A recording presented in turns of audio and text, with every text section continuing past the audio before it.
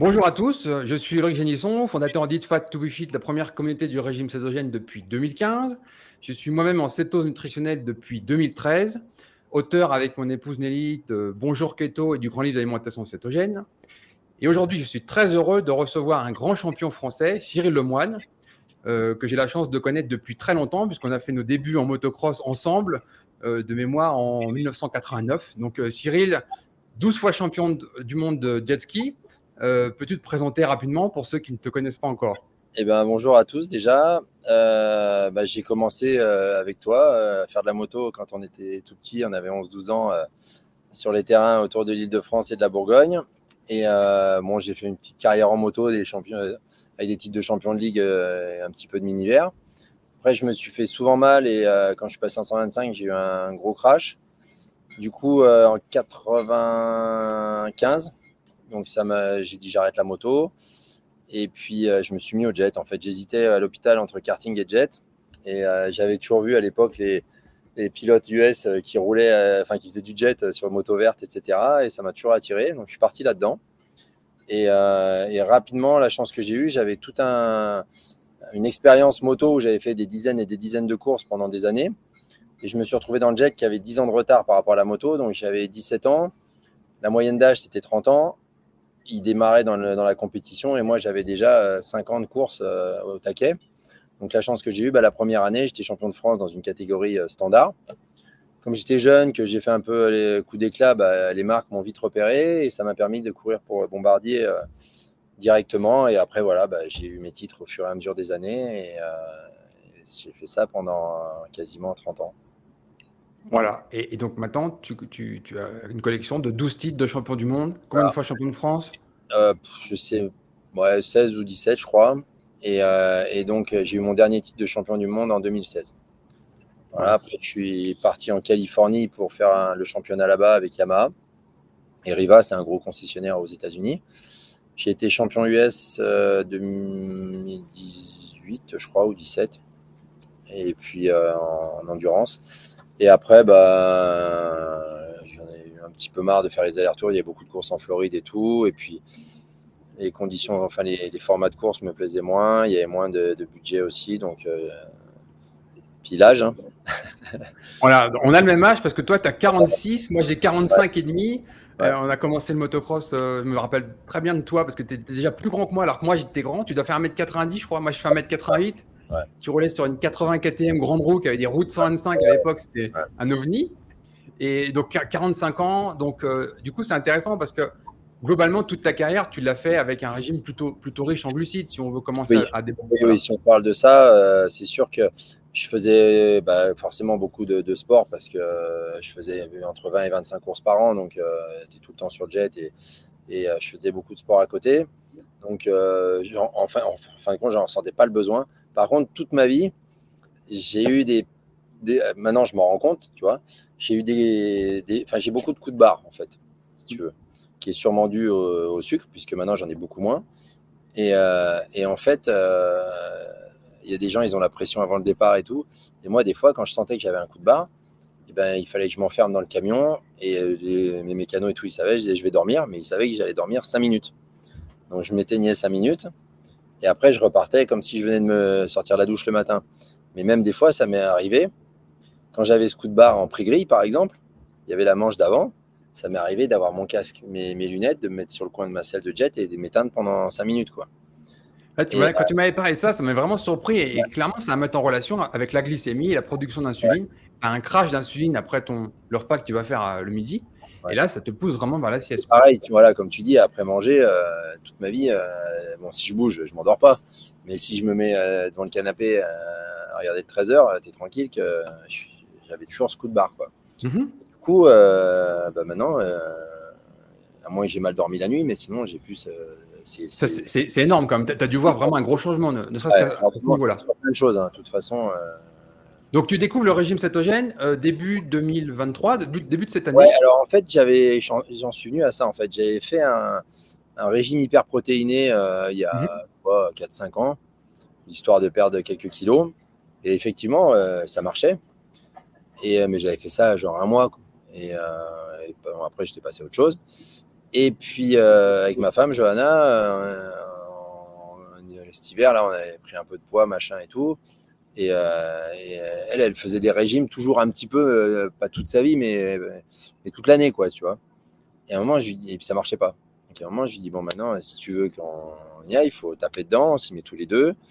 Et on arrête, on mange plus de sucre du tout, machin, etc. Et du coup, on est parti là-dessus. Et donc, elle s'y est beaucoup intéressée. Elle a pris, donc, on a acheté ton livre. Elle a étudié le truc comme il faut parce que voilà, il faut pas le faire. Je pense qu'il faut le faire entre guillemets, pas encadré, mais il faut quand même avoir des bonnes bases et s'intéresser au truc. C'est pas juste dire je mange plus de sucre et je fais n'importe quoi à côté. Donc, on a essayé de faire les choses bien. Enfin, elle a vraiment étudié le truc. Moi, je l'ai laissé un peu faire et comme celle qui fait la cuisine, je me suis contenté de suivre le mouvement. Mais du coup, franchement, déjà, moi, ce qui m'a plu, c'est que tu fais à la base, tu le fais pour. Enfin, nous, à la base, au début, on l'a fait pour perdre du poids. Bon, j'ai jamais dans ma carrière, si tu veux, mon poids de forme, quand j'étais au top de ma forme en cours, je faisais 83 kilos. Et cet hiver, le plus que j'ai pris, je suis monté à 89. Donc, c'est pas non plus, tu vois, un truc de fou. Mais toute ma vie, j'étais toujours entre 83 et 85. Et là, j'avais pris un peu plus. Et du coup, donc, on est parti là-dessus pour, à la base, perdre du poids. Et surtout, ce qui est génial dans ce régime, si tu veux, c'est que faire un régime, c'est contraignant. Parce que tu t'affames, en fait. Ou alors, tu fais que de manger du foin et de la salade. Et du coup, ça se joue sur les nerfs parce que tu vois, tu kiffes pas ce que tu manges. Et là, en fait, je me suis retrouvé à manger des trucs que je m'interdisais plus ou moins de manger parce que je disais, faut que j'y aille mollo, c'est gras, c'est pas bon, je vais prendre de la graisse, machin, etc. Et du coup, je redécouvre à manger plein de trucs où je faisais attention avant, donc je kiffe, tu vois. Et en quantité plus que je mangeais avant parce que ça me, enfin, je grossis plus. Et du coup, honnêtement, aujourd'hui, j'ai plus du tout besoin de perdre de poids, mais c'est une alimentation qui me va très bien parce que je me sens mieux. Comme tu dis, comme je disais, j'ai moins de coups de barre, je digère beaucoup mieux, j'ai pas le ventre gonflé, et ouais, je me sens super bien. Et surtout, je vais manger au resto avec mes potes, côte de bœuf, au samoil, vas-y, je me fais plaisir. Voilà, il y a juste quand ça arrive le dessert où tu fais une croix dessus, c'est le seul truc voilà, qui est un peu Tu prends un plus. plateau de fromage à la place. Voilà, à la rigueur, ouais. Mais du coup, je me régale et le matin, je me fais mes œufs, le bacon, l'avocat et tout. Alors, c'est sûr, ça prend un peu plus de temps que de manger une tartine de Nutella. Mais honnêtement, je le vis super bien, quoi. Tu as vraiment fait les choses bien parce que clairement, moi, je travaille avec beaucoup de sportifs du haut niveau et dans tout le milieu moto, en fait, on a vraiment notre famille, milieu moto, tous les sports motorisés, on a négligé la nutrition. Si tu veux, si tu te plantes en nutrition quand tu es cycliste professionnel ou triathlète, tu vas vraiment manger. Alors qu'en fait, en motocross, on connaît tous ces anecdotes avec Arkan Garquist avec ses frites, ses saucisses et sa bière, etc. Donc, la nutrition, c'est secondaire en fait. Et on s'aperçoit que quand on commence à remettre la nutrition en premier plan, on a énormément de bénéfices. Bien sûr, la gestion du poids, la meilleure récupération, l'anabolisme musculaire, concentration. Enfin, on a énormément d'avantages à mettre la nutrition en avant. Et le problème, c'est qu'il faut le faire comprendre aux gens pour qu'ils se disent, OK, je suis ignorant en nutrition, je dois apprendre. Parce que tout le monde s'imagine savoir manger. En fait, personne, pas grand monde ne sait parce qu'on ne nous l'a jamais appris. À l'école, ça ne s'apprend pas. Donc, si tu n'as pas un vrai besoin en nutrition, tu n'apprends jamais rien. Les gens savent à peine faire la différence entre les familles de glucides, par exemple l'amidon et le sucre, la quantité de protéines, tout ça, c'est des sujets qui sont. Et toi, ce que tu as fait, c'est que tu as vraiment étudié ton sujet et tu es allé à fond avec Ouais. ta compagne. C'est Et là, surtout, vous ouais, avez mis ils ça en mettent au place début, tous les voilà, deux les comme un mode conseils de du vie. jour, il faut manger super gras et tout. Et toi, tu te dis, putain, mais c'est pas possible que je mange tout ça parce que je vais exploser. Et en fait, tu t'aperçois qu'au contraire, sur la balance, tu fais que descendre.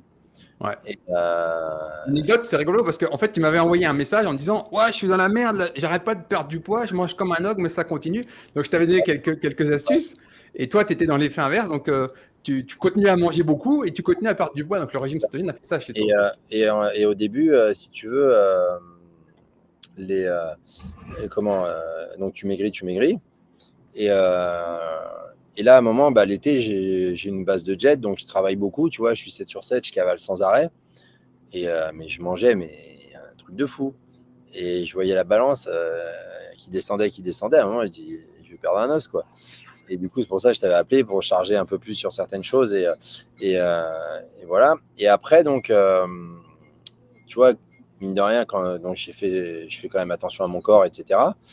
Et tu vois, tu as toujours des gens, ça me gave, qui sont ni nutritionnistes ni quoi que ce soit, mais ils te disent, ouais, mais c'est pas bien, tu vas avoir des carences, les sucres lents, il faut manger des pâtes, il faut manger du riz, nanani, nanana. Alors, je suis pas assez calé pour les éclater au sol, tu vois, mais bon, je leur dis. Alors, du coup, j'ai un de mes meilleurs amis c'est le médecin de l'équipe de France de foot, donc si tu veux, c'est pas rigolo. Et je lui ai dit, déjà, quand je lui avais dit que je faisais ça, il m'a dit, ouais, c'est bien et tout. Il me dit, j'ai déjà étudié un peu le truc. Il me dit, je vois pas d'inconvénient à ce que tu fasses ça. Donc là, c'était en février. Et là, arrivé donc après la saison, quand ça s'est calmé un peu au mois de septembre, je l'appelle, je lui dis, écoute, je lui dis, je voudrais voir si j'ai pas de carence, pas de quoi que ce soit, rien du tout. Fais-moi une prise de sang. Il m'a envoyé une ordonnance. Je suis arrivé au labo, il m'a dit, mais qu'est-ce qui vous arrive? Il m'a mis la totale. Il y a des trucs avec du sang congelé. Enfin, vraiment, il m'a mis tout de A à Z. Et j'ai eu mes résultats. Alors, j'ai regardé moi-même, je voyais que tout était dans les cases, tu vois. Je lui ai envoyé. Il m'a dit, change rien. Il m'a dit, t'es au top. Tu Et vois, du c'est coup, simple. j'attendais. Parce que forcément, quand tu connais rien, tu te dis, ouais, le cholestérol, je bouffe de la charcuterie, du fromage, des machins et tout, il va exploser. Et en fait, tout est dans les clous, nickel. Mais c'est ça tout le problème du régime cétogène, c'est qu'il est totalement incompris, voire inconnu dans le milieu médical, chez les médecins. Toutes les analyses changent chez quelqu'un qui est en régime cétogène, c'est-à-dire que les normes sont faites pour des gens qui sont dans un régime riche en glucides. Et quand on est dans un régime cétogène, toutes les normes changent. Mm. Mais ça, les médecins ne le savent pas généralement. Les normes, c'est des normes laboratoires qui sont faites pour monsieur, madame, tout le monde. Et par exemple, dans ton cas, toi, moi, j'aurais pas été surpris, par exemple, que le cholestérol monte. C'est pas étonnant, en particulier le LDL. Parce que tu es lean, tu es mince, et on a un phénomène particulier. Quand on est dans un régime cétogène chez quelqu'un qui est déjà athlétique, grosse dépense énergétique, mince, le LDL monte et il peut sortir de la norme. Mais il n'y a aucun problème cardiovasculaire avec. On a Ouais. appelé ça des hyper-répondeurs. Et chez des ultra-trailers, par exemple, on a vu des 8 grammes de cholestérol chez ces gens-là qui sont en céto depuis des années. Mais il n'y a aucun lien entre les pathologies cardiovasculaires et un cholestérol élevé. C'est même plutôt l'inverse. Le problème, c'est que la science, elle nous dit des choses. Et aujourd'hui, les médecins, les médias, etc., nous disent le contraire. Et donc, du coup, faut désapprendre et réapprendre. Et ça prend du temps. Voilà. C'est Non, ce mais qu'on a fait après, sur notre site avec notre formation, nos livres, etc. On réexplique tout ça aux gens. oui, puis du gras, t'en consommes beaucoup plus que vu que c'est ton énergie, en fait. Oui, Donc, c'est forcément vu que tu en consommes plus, tu peux en manger plus. ben, c'est comme si tu étais un système à bicarburation, diesel, essence. Et là, donc, du coup, tu arrêtes le gasoil, arrêtes les glucides, et hop, tu passes à 100% essence, c'est tout. Donc, tu réduis tes glucides, tu augmentes tes lipides, tu arrêtes d'être un brûleur de sucre, tu deviens un brûleur de gras. Et ça se voit chez les sportifs, par exemple, qui font une VO2 max avec un quotient respiratoire. Tu sais, tu vois toute ta courbe. Tu passes sur un tapis roulant ou un vélo, tu augmentes ton rythme cardiaque. Donc, tu vas commencer à 100, 110, 120. Tu vas monter jusqu'à ton maximum. Et tu t'aperçois que, par exemple, un sportif très riche, qui consomme beaucoup de glucides, à 180 pulsations minutes, il va être à peu près à 20% en lipides, 80% en glucides. Et un sportif qui est céto-adapté, ben, c'est exactement l'inverse. Ah ouais. 80% en lipides. On peut même monter un peu plus loin. On peut monter jusqu'à 85% à 190 pulsations minutes, ce qui est vraiment énorme. Les plus gros consommateurs de gras, c'est ce qu'ils font. Et donc, en gros, ça te fait une consommation de gras à la minute 4 fois supérieure à quelqu'un qui est riche en glucides. Donc, ça change vraiment tout, quoi. Après, ouais, ce qui est marrant, quand je m'y suis mis là, après, j'ai vu en fait que au travers de tes réseaux et de toi, qu'en fait, il y avait plein de gens que je connaissais qui faisaient la même chose, quoi. Mais c'est Jean-Michel, peut-être, Ouais, en dont tu fait, au vas faire. début, je Ouais. vois JMB qui met un truc sur son poste, je sais plus, genre, ça fait 3 mois que je fais ça, tatati, super. Et je dis, putain, moi, j'ai commencé il y a 10 jours. Et c'est là que, du coup, on a commencé à se parler, toi et moi. Et après, j'ai vu qu'il y avait Pierrick, j'ai vu, enfin, il y en a quelques-uns, Ouais. j'ai vu aussi qui. Mais après, de toute façon, c'est sûr que dans le sport de haut niveau, l'alimentation, en fait, tout à l'heure, tu parlais des pilotes de cross, etc. Mais tu vois, moi, j'ai vécu en Californie. J'ai vraiment côtoyé de près Dylan parce tu vois, on se voyait tout le temps, on faisait Noël ensemble, etc. Et tu t'aperçois qu'en fait, tu as les mecs qui sont champions de ligue, même à la rigueur champions de France. Et quand vraiment tu veux être le meilleur et gagner les championnats US, tu t'aperçois que même entre, allez, on va dire, ils sont peut-être 4 ou 5 à vraiment mettre toutes les chances de leur côté et pas faire le moindre impair. Et tu t'aperçois qu'un mec comme Dylan, j'ai vu beaucoup de sportifs dans ma vie, de haut niveau, etc. Mais la détermination, et quand David Villemain l'avait l'avait coaché, entre guillemets, bon, il lui a dit, c'est soit tu prends tout, soit tu prends rien. Et du coup, il lui disait ce qu'il fallait qu'il boive, limite à quelle heure il devait manger, à quelle heure il devait faire sa sieste, etc.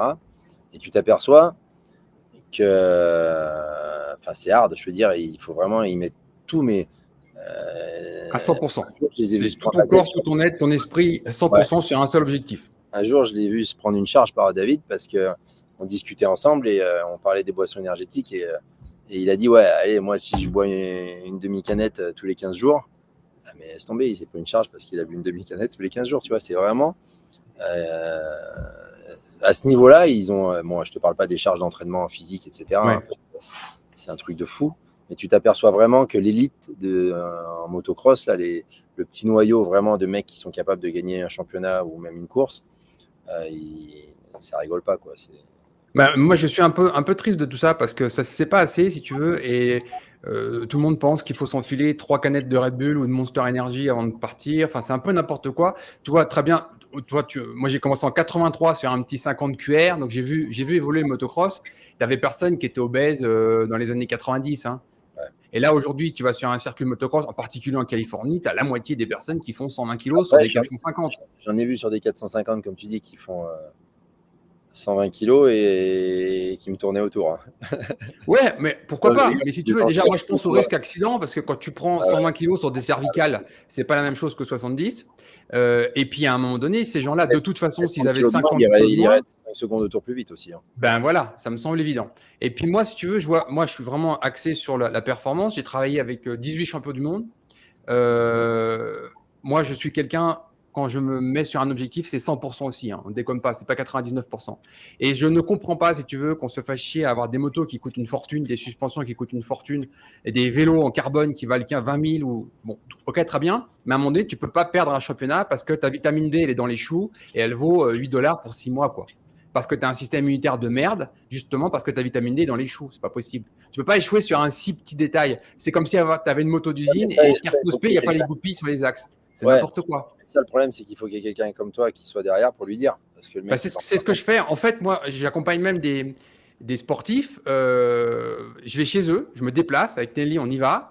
Il y en a, on leur apprend à faire les courses, c'est-à-dire choisir les produits dans les supermarchés. En particulier aux États-Unis, c'est compliqué parce que tu as beaucoup de merde. Ouais. C'est des fois mal étiqueté, il y a beaucoup de pièges. Après, on leur apprend à cuisiner parce que souvent, leur boulot, c'était de prendre un truc surgelé, de le mettre dans un micro-ondes et c'est compliqué. Donc, il faut apprendre à cuisiner. Puis après, tu as tout l'aspect que je travaille des fois avec des entraîneurs. On change l'entraînement par rapport au régime cétogène, la phase de céto-adaptation, la phase où on devient un brûleur de gras, tout ça, ça doit être bien planifié dans un calendrier selon les sports. Mais en motocross, il y a vraiment beaucoup à faire. Toi. Et je voudrais bien aborder le sujet de la cétose nutritionnelle, les corps cétoniques et le cerveau pour les traumas crâniens, par exemple. Il y a beaucoup de science là-dessus. Les pilotes de motocross, tous les pilotes de moto même, devraient savoir l'importance des corps cétoniques pour le cerveau, les accidents, moelle épinière, trauma crânien, c'est super important, c'est totalement inconnu. Il y a ces choses-là à faire connaître, quoi. Et donc, la nutrition, une bonne nutrition au terme de macronutriments, protéines, lipides, glucides, pour la performance, c'est super important. Les micronutriments, il y a beaucoup de carences. Donc là, il faut soit voir sur la nourriture, soit voir sur des suppléments. Mais ignorer la nutrition aujourd'hui, quand on est un sportif de niveau, pour moi, c'est clairement être un clown. Il faut être un clown. Parce que tu ne peux pas te permettre de dire, voilà, je joue le championnat, par exemple, dans n'importe quel sport, et puis finalement, je vais louper une course parce que j'ai chopé une grippe, je suis malade, mon système immunitaire est défaillant, et je loupe une course. Ça n'a pas de sens. Ouais. Donc, en fait, le sportif, en fait, il se doit de compenser, de venir boucher la moindre brèche. Et la nutrition, c'est quand même un levier qui est énorme. Je me rappelle, j'ai formé Pierrick Paget en 2016. Et lui, il avait comme pilote Jimmy Clocher. Et je me rappelle d'une vidéo dans MX Réflexion où c'est que j'avais posé la question à Jimmy. Je fais, au fait, tu es toujours en keto? Et là, Jimmy dit, c'était la meilleure partie de ma vie. Je m'en sortais super bien. Mais bon, j'ai abandonné parce que tous les jours, c'est pas pratique. Comment tu peux, quand tu es un sportif de haut niveau, faire ça, si tu veux? Tu peux pas te dire, j'ai goûté au bienfait, c'est génial, mais finalement, j'ai arrêté parce que c'est compliqué en cuisine ou je sais pas. Moi, je trouve ça dommage. Ouais, non, c'est sûr. Ouais, là, à ce niveau-là, c'est dommage. Ouais. De baisser tes performances pour des détails, quoi, en fait. Ah, Pierrick, il l'a compris tout de suite. Tu sais, avec Pierrick, je l'ai rencontré en 98 au MX des Nations, à Fox Hill, dans un bain de boue. Et, euh, et du coup, on a repris contact quand il avait sorti un de ses livres. J'ai été le voir à Paris, il faisait une dédicace. Je fais, tiens, en fait, on a discuté, régime cétogène. Ouais, ça m'intéresse. Et puis, il s'est lancé un 1er janvier aussi. Toi, je sais pas pourquoi, mais le 1er janvier, ça marche souvent. Et alors, je lui ai expliqué toutes les phases où il avait mal se sentir et tout. Mais après, je pense que plus jamais il changera ça, quoi, parce que tous les bienfaits font que tu t'imagines même pas revenir à ta vie d'avant, quoi. Par contre, tu vois, moi, j'ai les 15 premiers jours, là, j'ai eu un jour et demi un peu ramolli, Ouais. mais pas plus, hein. Ça m'a pas, j'ai vraiment pas eu d'effet. Ça dépend des personnes. Ouais, Ça dépend si tu fais attention au sel. J'ai vraiment spécifié le sel, le sel, le sel, le sel, parce que au début, la phase de cette adaptation, on perd beaucoup d'eau. Chez certaines personnes, c'est ouais, 1,5 direct, kg, 2,5 kg. Et on perd beaucoup de minéraux, en particulier du sodium. Et la préservation de ce sodium coûte en potassium. Donc, on perd du potassium. Et ça fait qu'on perd, on a une hypotension, mal de crâne, etc. Mais c'est juste un problème hydrique, en fait. Donc, si on fait bien attention à ces apports en sodium au début, ben, ça passe tout seul. ouais, moi, je crois que Johanna avait même acheté des petits cachets, tu vois, déjà, on Ouais. sale beaucoup, mais c'est pareil, tu vois, quand tu dis aux gens, ouais, et ils me voient, ouais, mais arrête de mettre du Voilà. et tout, c'est Et pas bon, c'est tout tu mon vois. travail, en fait. Toi, c'est tout le temps les mêmes questions qui arrivent. Oui, mais le sel et l'hypertension. Oui, mais les graisses saturées, ça bouche les artères. Oui, mais le cholestérol, c'est pas bon pour les maladies cardiovasculaires. Et ainsi de suite, en fait. Oui, mais c'est les fibres. Oui, mais c'est ça. Et en fait, nous, notre travail, ça a été de tout mettre noir sur blanc. C'est pour ça qu'on a fait une énorme formation qui s'appelle la Ceto Academy. C'est 140 000 mots. Si c'était un livre imprimé, c'est 450 pages, hein. Plus 25 heures de vidéo. Où en fait, qu'est-ce qu'on fait là-dedans? On répond d'avance à toutes les questions qui se posent tout le temps. Oui, mais la constipation. Oui, mais ça. Et en fait, c'est tout le temps les mêmes questions. Donc, on a tout mis. Et les gens, quand ils se forment à ça, après, ils sont autonomes, quoi, complètement. Et c'est vite addictif parce que tu vois, là, bon, tout le monde a vu que j'avais séché, que j'étais bien et tout. Et j'ai un ami qui bosse avec moi l'été. Et tu vois, il me dit, ouais, je vais essayer, tu vois. Et là, il a commencé mi-août. Et il me dit, le matin, je kiffe mes petits-déj, tu vois. Et pareil, tu vois, il a déjà perdu. Bon, tout de suite, tu perds 3 kilos parce que, ouais, comme tu disais au début, tu perds un Ouais. peu. Mais tu vois, il sèche et du coup, il kiffe son régime, en fait. Ah, mais c'est à côté des avantages. La Une récupération vie aussi, quand tu as une sociale grosse normale, charge d'entraînement. tu peux aller au resto, tu vois, tu manges matin, midi et soir, t'as faim. C'est ce que je dis souvent. Les gens, ils ont une mauvaise image du régime cétogène, déjà comme quelque chose de temporaire, alors que c'est un mode de vie cétogène. C'est quelque chose que tu fais à vie. C'est un mode de vie. C'est un vrai changement de mode de vie. Et en plus, c'est simple parce que c'est des œufs, c'est de la viande, c'est du poisson, c'est des légumes, des fromages et autres. C'est quoi le problème avec ça? Même quelqu'un qui cuisine pas, il peut cuire et juxtaposer ses aliments. Tu peux les faire à l'avance. Enfin, il n'y a pas de problème particulier. Dans le monde entier, nous, on Ouais, a je suis été en Polynésie. Toi, tu connais bien les îles. Tu connais ça. Bon, bah, tu sais qu'ils vont manger plus de coco avec du poisson et moins d'entrecôte parce que là-bas, c'est compliqué de le faire venir. Mais on peut le faire partout, en fait. ouais, non, c'est sûr.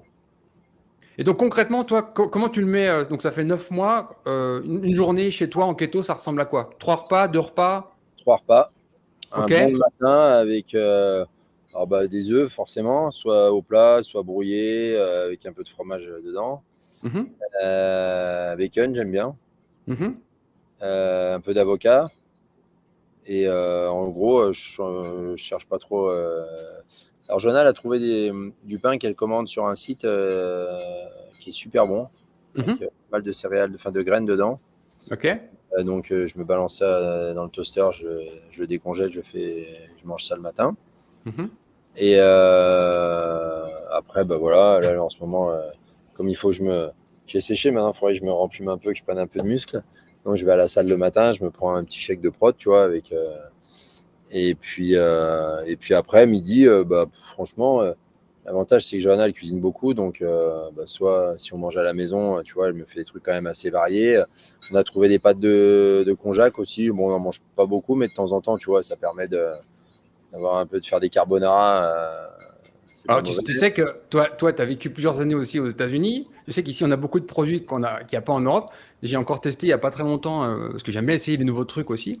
Tu as des pâtes ici qui sont faites avec du lupin. Je ne sais pas si tu connais la farine de lupin. Ouais, ouais, ouais. Ici, ils font des pâtes avec, c'est réduit en glucides.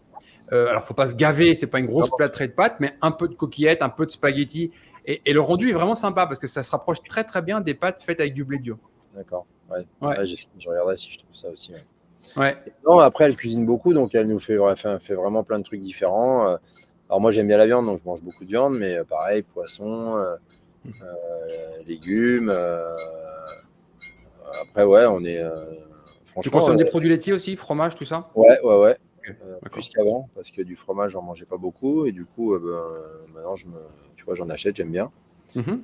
Et puis bon, c'est vrai qu'on mange pas mal dehors, donc après, bah, l'avantage quand tu es au resto, bah, tu peux te faire des magrets de canard, des entrecôtes énormes, Saucisses et de Toulouse, etc. voilà, Ouais. plein de trucs voilà, et surtout tu manges des grosses portions à ta faim, tu sors Voilà. de table, t'es bien quoi. Ça, c'est super important.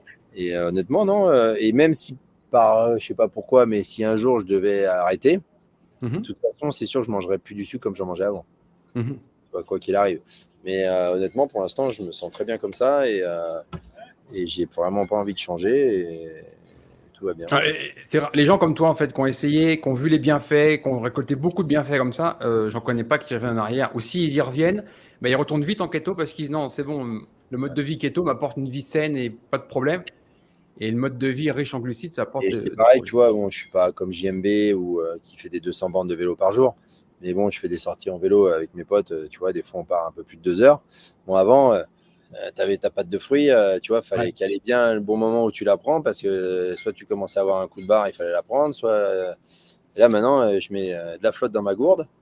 Je pédale 2 heures, mais franchement, Bah, c'est tranquille. terminé, tu es un brûleur de gras, du coup, c'est ta graisse corporelle qui vient, quand tu n'as plus rien dans ton alimentation, tu peux partir à jeun. J'avais publié un témoignage d'un gars qui habite en Utah, à côté de chez moi, moi j'habite au Colorado, pendant les confinements, tout ça, il s'était dit, bah, tiens, je veux faire un 160 km à jeun. Il a fait 160 km de course à pied à jeun, 18 heures. Allô, donc il est parti sans rien manger avant de partir courir, hein. C'était la veille qu'il avait mangé. Et il fait ses 18 heures de course à pied sans rien, tout simplement parce qu'on a nos stocks de graisse corporelle qui sont suffisants pour alimenter en énergie notre effort. Tu fais faire ça à quelqu'un qui suit une alimentation riche en glucides, je te garantis qu'au bout de 30, 40, 50 km, il va s'arrêter, hein. C'est Ouais, non, impossible. Voilà. Et c'est pour ça que tous les sports d'endurance qui nécessitent une réalimentation pendant l'épreuve, je pense principalement au vélo, je pense au triathlon, etc., les épreuves longues, eh ben, ça a été les premiers sportifs qui sont passés en keto. Moi, j'habite à Boulder, Colorado. Ici, il y a Dave Scott, qui est un des plus grands champions de triathlon, 6 fois champion Ironman. Il a fait toute sa carrière sous vraiment des masses de glucides, jusqu'à 80% de glucides, imagine. Il a une insuffisance cardiaque. Et depuis 2020, il est passé en keto et tous ses athlètes depuis, excuse-moi, pas 2020, depuis 2000, donc ça fait 23 ans qu'il entraîne tous ses athlètes en keto, sans exception. Parce qu'il a compris les méfaits des glucides, quoi. ouais. Et donc tous ces sports-là, ben forcément, ils font très attention à la nutrition depuis longtemps et ils utilisent le keto depuis longtemps. Tu as Paula Newby-Fraser, qui est une des plus grandes championnes Ironman, titrée depuis 88, 89, 90, 92. Elle est passée en keto sous les conseils de Tim Noakes en 89. Tu vois, ça ne veut pas dire. Et en motocross, si tu veux, la nutrition est moins importante que dans ces sports-là, mais on a d'autres bienfaits. Typiquement, les temps de réaction sur les B7 gris, tu vois. On peut Ouais, gagner ouais. 30%. On a une meilleure récupération sur l'effort, donc ça veut dire que le lendemain, on peut faire un entraînement plus important. On a une meilleure concentration. C'est-à-dire que le cerveau, quand il tourne au corps cétonique, qui ne tourne plus au glucide, la concentration, elle est totalement différente. Je me rappelle, il y avait Martin et puis un autre pilote américain que j'avais mis l'interview sur le site il y a longtemps où ils avaient essayé les premiers corps cétoniques exogènes, donc c'est des esters, en 2017 de mémoire. Et là, c'était clairement la clarté mentale qui sortait, tu vois. Clarté mentale sur un pilote de motocross, super important. Les temps de réaction, tu sais très bien comment ça se passe, c'est des millisecondes. À ce niveau-là, c'est super important. Et on peut avoir ça avec le régime cétogène, y compris après dans les accidents, temps de récupération, etc. Densité osseuse, quand tu travailles avec un jeune qui est en motocross avec de bons apports de vitamine D, une bonne nutrition, quand il est en phase de croissance à 13, 14, 15 ans, eh ben ça, c'est des blessures en moins à 22, 23, 24, 25 ans. Voilà. C'est un vrai investissement. Donc, je suis vraiment content que tu partages avec nous ton expérience. Dommage que c'est pas rétroactif parce que moi, ça commence à tirer Ben un peu. justement, c'est une question que je voudrais te poser. Tu vois, tu as 46 ans. Imagine que tu puisses te parler quand tu as 18 ans, par exemple, et tu te dis, est-ce que tu te dis à toi-même des années 90, arrête de déconner avec le sucre, passe en keto, tu as des avantages à tirer, ou alors est-ce que tu le ferais pas? Je pense que je l'aurais peut-être pas fait à 20 ans, mais dans ma carrière, à un moment, c'est sûr que, tu vois, quand je suis arrivé justement vers 28-30, où là, je pense que quand tu as 20 ans, tu vois, bon, tu kiffes la vie dans tous les sens, tu n'as pas envie de, tu vois, de te mettre dans un. Mais c'est sûr qu'à un moment, comme tu dis, quand tu veux vraiment mettre toutes les chances de ton côté et vraiment ouais, mettre tous les trucs au vert pour être vraiment au top, surtout quand tu as 30 ans et 35 ans et tu es toujours au top, mais derrière, tu as les gamins de 20 ans qui commencent à te pousser un peu derrière. Bon, bah, c'est là qu'il faut commencer à réfléchir à tout et se dire, bon, il faut mettre toutes les chances de notre côté et faire tout pour que ça tienne, quoi. Ouais, tu vois, moi, je travaille quasiment exclusivement qu'avec des personnes qui sont en fin de carrière, Mm. qui essayent de trouver une solution avec des problèmes. Je me rappelle, j'avais travaillé avec un rugbyman français, j'avais été chez lui, et c'était en gros, ce que je faisais, ça marche, et il continue, ou je peux rien faire pour lui, et il arrête, quoi. En gros, c'est ça le problème. Et c'est dommage d'attendre vraiment que les problèmes arrivent, parce qu'on peut les anticiper pour que les problèmes n'arrivent jamais. Tu vois, tu prends les footballeurs américains professionnels. Aujourd'hui, tu as quasiment entre 20 et 25% c'est des athlètes professionnels qui Ah sont ouais. prédiabétiques. Et ils sont jeunes. T'imagines ce que ça fait dans 20 ans? C'est un carnage. Pareil, j'avais lu une étude il n'y a pas très longtemps sur les cyclistes professionnels. Et dès qu'ils arrêtent, ils arrivent en tant que diabétiques, hein, carrément. Toi. On ne peut De pas toute façon, considérer que le sport. il y a beaucoup de sportifs pros, tu vois. Quand tu fais du sport tous les jours, que tu tapes dedans, etc., bon, tu manges des trucs qui sont pas bons. Alors oui, ça joue un peu sur tes performances, mais surtout, tu les élimines. Tu vois pas les problèmes, en fait. Les Voilà. problèmes ne se voient pas. Ils sont là, mais tu les vois pas. Et quand tu arrêtes, des fois, tu vois des mecs, bon, je vais pas en citer, mais tout le monde en connaît, des pros motocross qui ont arrêté. Bon, tu regardes ce qui ressemble maintenant, ça vend pas du rêve, tu vois. Ouais. Et, tu prends un mec comme JMB, tu vois, le mec, il a fait sa carrière, mais il est resté sportif, il est affûté, il est bien dans sa peau et tout. Alors que tu en as, ils ont pris 6 tailles de pantalon. Alors oui, tu les mets sur une moto, ils vont toujours plus vite que moi, hein, ça, il n'y a pas de problème, hein, même plus vite que beaucoup. Mais si tu veux, dans ta vie de tous les jours, tu vas pas me dire que, tu vois, quand tu vois comme tu étais pendant ta carrière et qu'après, bah, tu as pris 30 kilos, bon, ça, et même si tu dis, c'est pas grave, c'était avant, tu dois quand même avoir un petit peu. En fait, moi, je vois vraiment la nutrition calibrée pour un sportif comme l'expression d'un plein potentiel. Tu vois, t'as tout. Alors, donc, t'as la moto, t'as l'entourage, t'as l'entraîneur, t'as le matériel, t'as tout. Et la nutrition, bah, ça va être tes 5 ou 10% que tu vas mettre en plus. Parce que tu vas t'éviter un accident, tu vas t'éviter un arrachement de ligament parce que c'est plus solide, tu vas éviter une grippe ou une infection ou quelque chose. Tu vois, tiens, un exemple type, tu connais très bien ça, la mononucléose, Epstein-Barr virus. Bon, quand tu vois les ravages que ça fait chez les adolescents, c'est uniquement lié à un problème de nutrition, hein. C'est pas autre chose. Donc, quand tu vois des sportifs qui sont payés en millions de dollars, qui mettent une carrière en pause pendant 1 ou 2 ans pour faire face à une mononucléose, un Epstein-Barr virus, c'est pas normal. Franchement, on passe Ouais, pour bien des sûr. rigolos, quoi. Voilà. Et c'est ce que fait une nutrition, en fait, c'est qu'elle Le t'évite problème, ces c'est que c'est quand problèmes-là. même méconnu du grand public, tu vois. Bien Parce que sûr. s'ils savaient ça, c'est sûr qu'ils se poseraient même pas la question, hein. Vu les montants qu'il y a en jeu, les mecs, ils leur diraient. Mais parce qu'on est dans les croyances, si tu veux. Le sportif, pour carburer, il lui faut du sucre. Enfin, la Après, vitamine D. Regarde le soleil, par exemple. Tout le monde dit qu'il faut se protéger du soleil, il faut mettre des lunettes de soleil, il faut mettre de la crème solaire, etc. Quand tu vois le carnage des niveaux de vitamine D, et c'est simple, tu prends un maître nageur, hein, tu le mets en maillot de bain, piscine, tout juillet, où tu lui fais une prise de sang. Le mec, il met pas d'écran solaire. Sa vitamine D, elle est à 50. Tu prends une population ancestrale d'Afrique, le mec est chasseur, il est dehors, il est noir pourtant, vraiment noir, sa vitamine D, 50. Ça veut juste dire que 50 nanogrammes. Ça veut dire que la norme vitamine D, c'est 50. Aujourd'hui, 90% des Français, ils ont 20. D'accord? Et tu en as 10 t'en as pratiquement 8%, 8-9% qui sont en dessous 20, qui sont en extrême carence. C'est pas optimal en fait. Et donc, quand tu montes à 50, bah, tu t'aperçois que tous les problèmes disparaissent.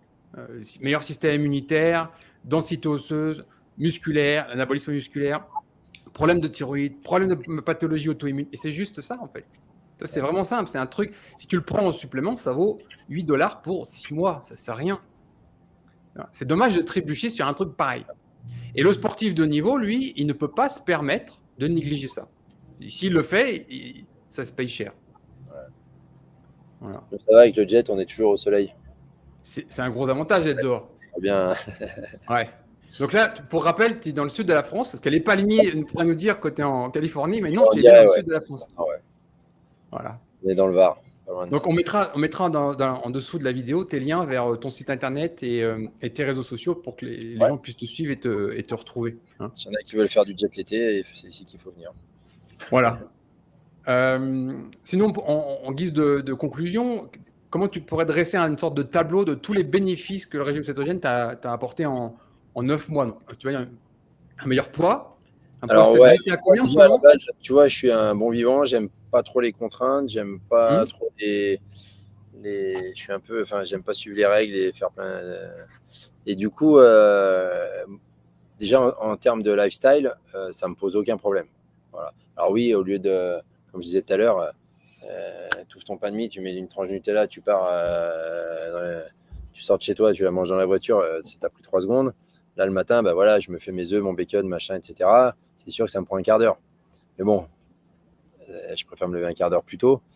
Et à côté de ça, déjà, je peux manger à ma faim tout ce que je veux quand je veux. Enfin, tout ce que je veux, c'est compris. Et surtout, le fait d'avoir perdu, d'être vraiment à mon poids de forme. Bon, là, il m'en manque un peu, il faut que je reprenne un peu parce que j'ai bossé trop l'été et j'ai séché un peu trop. Mais en fait, je m'aperçois que voilà, j'ai vraiment une vie sociale nickel. Je vais au resto, je fais plein de trucs.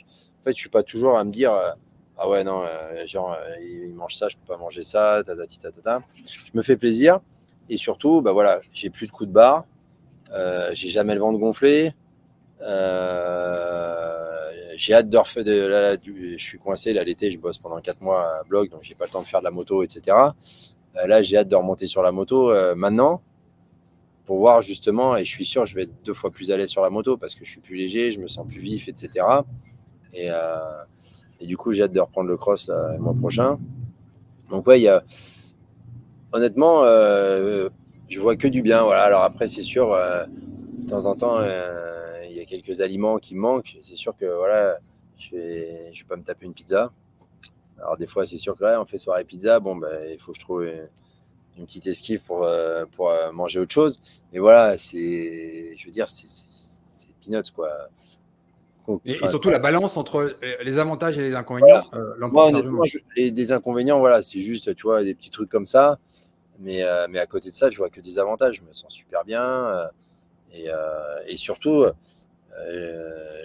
je mange, mais vraiment, tu vois, je me fais plaisir, quoi. Alors qu'avant, peut-être la stabilité en énergie aussi, qui est, tu vois, quand tu as une grosse journée, tu prends ton petit déjeuner, des fois tu es obligé de sauter le déjeuner, et tu es stable en énergie, en fait. Tu ne te sens pas avec un coup de mou l'après-midi. Il y a un jour où voilà, je suis sur la route, je mange un peu moins. Alors c'est pareil, quand tu tapes un peu des virées, que tu es sur la route et tout, c'est sûr que c'est un poil plus compliqué parce que tu t'arrêtes pas à la station essence et tu t'achètes pas un sandwich triangle ou tu manges pas à McDo et c'est reparti, quoi. Donc des fois, je me pose, je vais dans un resto, je mange un steak ou autre chose. Ou alors je prévois avant et je me fais mon petit panier pour la route. Mais à part ça, au quotidien, franchement, c'est top. Et je me sens, je me dis, physiquement, je me sens bien mieux. Et surtout, le fait de ne plus avoir de coups de barre. Et en fait, j'ai perdu. Alors, j'étais pas gros parce que je suis un peu psycho. Donc je me pèse tous les jours depuis. Je ne vais jamais aller trop loin, tu vois. Donc, je voyais dès que je commençais à monter, je faisais gaffe. Mais si tu veux, voilà, ça veut dire un jour je mangeais, 2 jours je faisais gaffe, un jour je mangeais, 2 jours je faisais gaffe. C'est pareil, quand tu as 20 ans, tu n'y penses même pas parce que tu crames tout ce que tu manges. Et quand tu passes à 40, 45, bon, c'est plus difficile d'éliminer. Enfin, tu vois. Donc, tu fais encore plus attention et du coup, tu as encore plus de contraintes et tu te prives de plein de choses. Là, maintenant, honnêtement, je sais ce que je peux manger et je le mange quand j'ai envie et les quantités que je veux, quoi. Et ouais, franchement, moi, ce que je dis pour l'instant, si mon but, ça avait été de perdre du poids, j'aurais arrêté comme quand je t'ai appelé il y a 3 mois en me disant je fais que de perdre, il faut que j'arrête. Et, et au final, je m'aperçois que ouais, c'est un lifestyle qui me va bien et un mode de vie qui me va bien. Et pour Et avec ton l'instant, épouse aussi, c'est pareil, elle le vit pareil?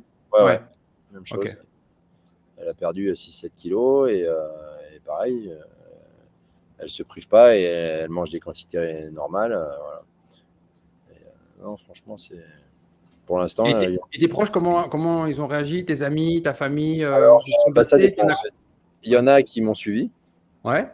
Et là, j'ai 2 potes. Là, il y en a donc l'un que je te disais qui travaille avec moi et là, qui a commencé là, il y a quelques semaines.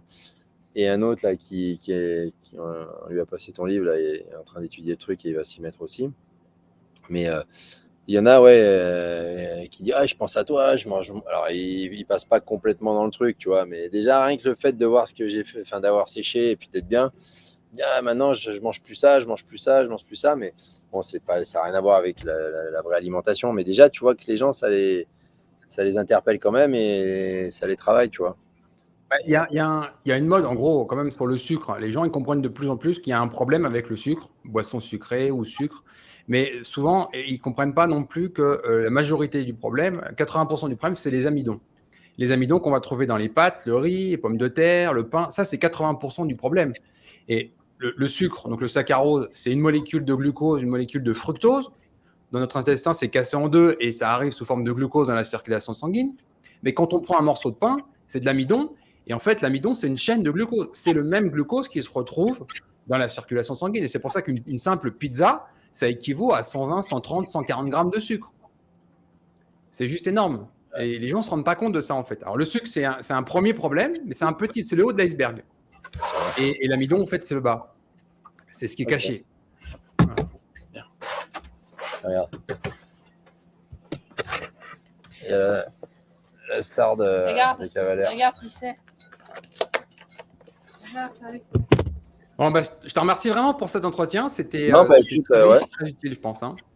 Et non, moi, honnêtement, pour l'instant, que du bon, que du positif. Donc, tu es le premier d'une série de ce que je vais appeler la série des sportifs, Ouais. en particulier moto. Jean-Michel Bell est en Californie en ce moment. Il m'a dit, Ça, ouais. on voit ça au retour.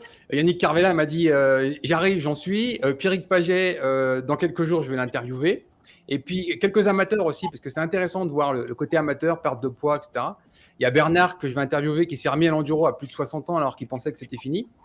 Donc, c'est très important. Tu vois, moi j'ai eu un gros crash en 97 avec 4 opérations au poignet. Toi, j'ai un poignet qui est bloqué comme ça. Et professeur Matoulin à Paris qui m'a opéré et qui m'a dit en 97, ta carrière est terminée, quoi, parce qu'on ne peut rien faire sur le poignet. Et il m'avait dit, c'est fini, l'articulation va se disloquer complètement et dans 10 ans, il faudra qu'on la bloque complètement, voire qu'on enlève les os du carpe, la première rangée. Donc, en gros, ça se finissait mal. Pour moi, le motocross, c'était terminé. Et puis finalement, c'est le régime cétogène qui m'a permis de remettre ça. Pendant 8-9 mois, je vois les douleurs complètement disparaître. Alors, je n'ai pas récupéré l'amplitude, mais j'ai plus de douleur, ce qui me permet de rouler et de récupérer ma force sur ma main. Et ça, c'est juste une inversion de l'arthrose qui n'est possible que grâce à un régime cétogène dense en micronutriments. Dans un régime high carb, c'est impossible. Ça, moi, j'ai plein d'études, ça s'appelle le poignet SLAC, SLAC. Il y a plein d'études là-dessus qui nous expliquent que c'est irréversible. Et moi, je l'ai inversé. Donc, quand tu vois, par exemple, beaucoup de pilotes qui ont des douleurs partout, on a tous des fractures, on a tous des problèmes, que ce soit la colonne vertébrale, les genoux, les épaules, les poignets, etc. Une bonne quinzaine, ouais.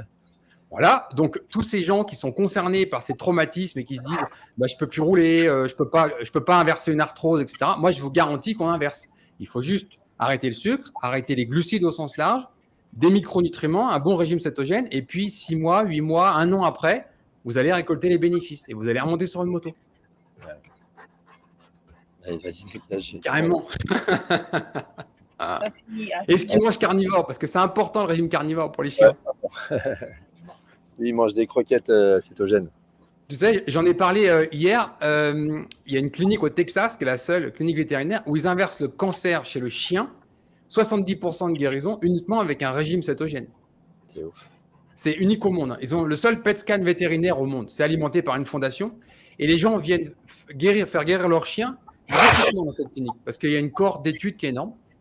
Et donc, on guérit le cancer chez le chien qu'on ne guérit pas encore chez l'humain. C'est dingue. Bon, je te remercie beaucoup pour cet entretien. Ouais, avec plaisir. Hein. On s'en reparle peut-être dans quelques années pour mes 3 ans en régime cétogène. Puis c'est marrant parce que de toute façon, tous les noms que tu as cités, c'est que des potes. On va se croiser là bientôt. On va se voir au Supercross à Paris et tout. On en parlera un peu. Vous allez faire une tablée keto à Bercy, à l'Arena. Ouais, c'est clair. Ouais. Ok. Merci beaucoup, Cyril. Ulrich, continue bien. Merci pour tous les conseils et tout. Franchement, c'est au top. Je te remercie. Allez. À bientôt. Ciao. Donc, on ne fait pas. Je te passe le chien.